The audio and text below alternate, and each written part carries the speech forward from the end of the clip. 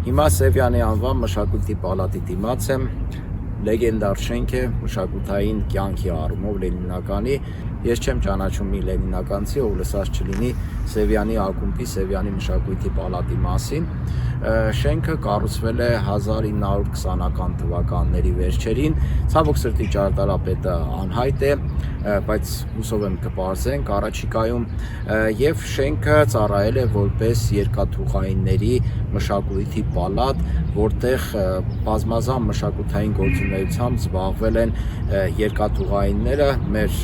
այս երկաթուղային պալատի մշակույթի երկաթուղային պալատի Սևյանի ակումբի դիմաց գտնվում է երկաթգիծը,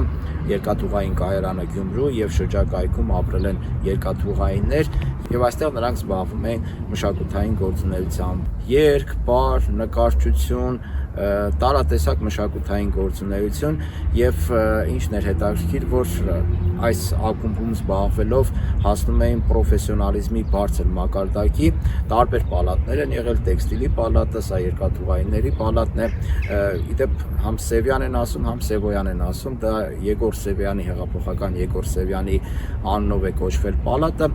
իսկ նրա անունը տարբեր տեղերում տարբեր ձև է հիշատակվում, թե հիշատակվում է Սևյան, թե Սևոյան։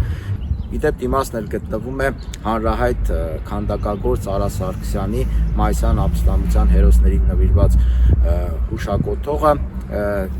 Եգոր Սևյանը հենց այդ մայիսյան ապստամբությանն է մասնակցել, դրա համար էլ այդ հուշակոթողը տեղադրված է այդտեղ։ Սևոյանի ակումբում իր գործունեությունը ծավալել է նաև բոլոր լենինականցիներին հայտնի Աղասի Շաբոյանը, վարպետը, պարարվեստի վարպետը, ով դաստիարակել է պարողների մի քանի սերունդ։ Սևյանի ակումբը բավականին էմոցիաներ, դրական հուշեր է առաջացնում լենինականցիների մոտ, շատերը հիշում են իրենց հարազատներին, թե ինչպես են այստեղ զբաղվել տարբեր մշակութային գործունեությամբ։ Ես նշեմ, որ պրոֆեսիոնալիզմը այնքան էին բարձրացնում տարբեր, բարի առումով, երգի, չգիտեմ, նկարչության եւ այլնի, հատկապես երկնուպարներ բավականին զարգացած, որ իրենք կարողանում էին ներկայիս պրոֆեսիոնալներից մի քանի անգամ բարձր մակարդակով ներկայացնել մեր մշակութային արժեքները։ Շիրակի մեղեդիները դրա վառ օրինակն է, որտեղ ոչ պրոֆեսիոնալ, նման ակումբներում կրթված, դաստիարակված մարդիկ են ներկայացնում։ Բայց երկրաշարժից հետո Սևյանի մշակույթի պալատը հայտնվեց այս վիճակում բավականին անմխիթար եւ շուրջ 30 տարուց ավելի անընդհատ խոսք են տալիս, որ վերականգնելու են, բայց մենք տեսնում ենք, որ ոչ մի աշխատանք չի արվել, գալիս են ինչ-որ մուլտիկներ նկարում են, որ այսքան գումար ծախսելու ենք, այսպես վերանորոգելու են, բայց բնականաբար ոչ մի բան չի արվել, Գյումրու բյուջեն ընդամենը $14 միլիոն է, 14 միլիոն դոլարով ոչ մի բան էլ չի կարելի վերականգնել,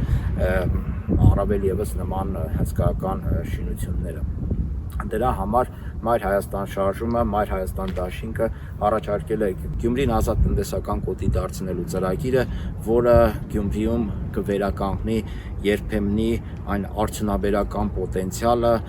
տնտեսական աշխուժությունը։ Լենինականցիները կհիշեն, որ սա աշխատավորների քաղաք է եղել եւ կգեներացվեն գումարներ, որտիսի մենք կարողանանք նման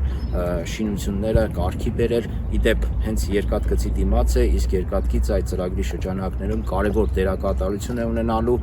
եւ երկաթգծին հարակից թաղամասներն ու շինությունները պետք է այդ ծրագրի շրջանակներում վերականգնվեն։ Սա վերացական խոսքեր չեն, բազմաթիվ օրինակներ կան, ազատ գոտի հռչակելու տարբեր քաղաքներում, հատկապես չինական փորձն է այս առումով շատ կարևոր, ուստի եթե այս ծրագիրը կյանքի կոչվի, մենք քաղաքում չենք ունենա նման լքված մշակութային օջախներ եւ ընդհանրապես այս տիպի տեսարաններ մենք քաղաքում չենք ունենա։